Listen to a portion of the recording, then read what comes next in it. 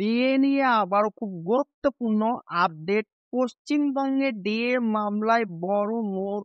পুজোর আগেই 50% বকেয়া পাবেন।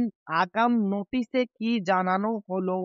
পশ্চিমবঙ্গ রাজ্য সরকারি কর্মীদের বকেয়া ডিএ এবং সেই দাবিতে চলা ডিএ মামলা অবশেষে নাটকীয় মোড় নিতে চলেছে, যার ফলে দীর্ঘদিন ধরে চলা আইনি লড়াই ও আন্দোলনের সুফল পেতে পারেন খুব শীঘ্রই। রাজ্য সরকারকে বকেয়ার অন্তত 25% মেটানোর নির্দেশ দিলেও রাজ্য তা করেনি। পশ্চিমবঙ্গের সরকারি কর্মচারী, শিক্ষক এবং পেনশনভোগীদের বকেয়ায় মহার্ঘ ভাতা ডিএ নিয়ে দীর্ঘদিনের লড়াই এবং 2016 সাল থেকে চলা ডিএ মামলা এক গুরুত্বপূর্ণ পর্যায়ে পৌঁছেছে। একদিকে কনফেডারেশন অফ ইউনিটি ফ্রম আদালতে মামলা এবং অপরদিকে সংগ্রামী যৌথ মঞ্চ, রাজ্যের কর্মীদের ঐক্যবদ্ধ প্ল্যাটফর্ম এর মাধ্যমে গত 3 বছর ধরে এই দাবিতে অক্লান্ত আন্দোলন চালিয়ে যাচ্ছে। রাস্তায় এবং আদালতে তাদের নির্মল প্রচেষ্টার ফলে রাজ্য সরকার কিছুটা বকেয়া ডিএ প্রদানে বাধ্য হয়েছে, তবে দাবির তুলনায় তা অঙ্কে নগণ্য। বর্তমানে এই মামলা ভারতের সর্বোচ্চ আদালত সুপ্রিম কোর্টে বিচারাধীন। আগামী 4ই আগস্ট 2025 এর শুনানি রাজ্যের কর্মীদের জন্য এক নির্ণায়ক দিন হতে চলেছে। এই দিনটি তাদের দীর্ঘ লড়াইয়ের ফলাফল নির্ধারণে গুরুত্বপূর্ণ ভূমিকা পালন করবে।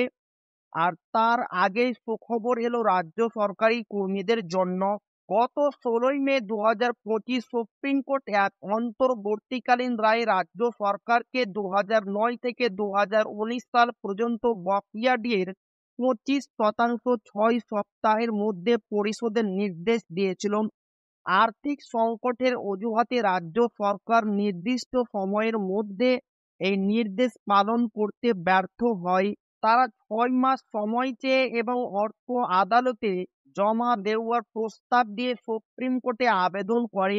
এই গড়িমসির বিরুদ্ধে কর্মচারী সংগঠনগুলি আদালত অবমাননার মামলা দায়ের করেছে। এই জটিল পরিস্থিতিতে সকলের দৃষ্টি এখন 4ই আগস্টের শুনানির দিকে। গোপাল সুব্রমণিয়ামের মতো একজন প্রখ্যাত আইনজীবীর উপস্থিতি জয়ের সম্ভাবনাকে আরো উজ্জ্বল করেছে।